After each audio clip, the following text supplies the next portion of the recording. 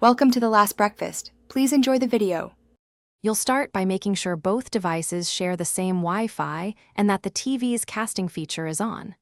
On your phone, open the movie app and find the cast or AirPlay icon. Doing this upfront saves backtracking. If you use an HDMI dongle, plug it into the TV and select that input. Once ready, tap the cast icon and watch available device names populate.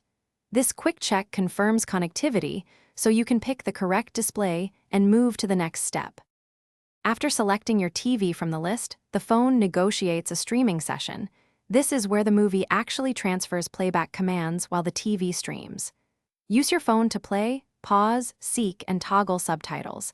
The app sends control signals so the TV handles the heavy lifting.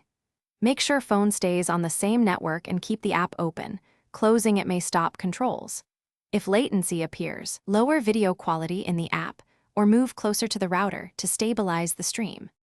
To end, tap the cast icon and choose disconnect or simply close the app.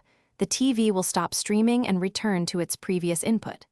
If pairing fails, restart the phone, TV, and router in that order. This clears temporary network conflicts. Make sure the app has local network permissions and the TV firmware or dongle software is current. If wireless continues to be unreliable, switch to an HDMI cable or a wired media player for a stable connection and resume playback without buffering.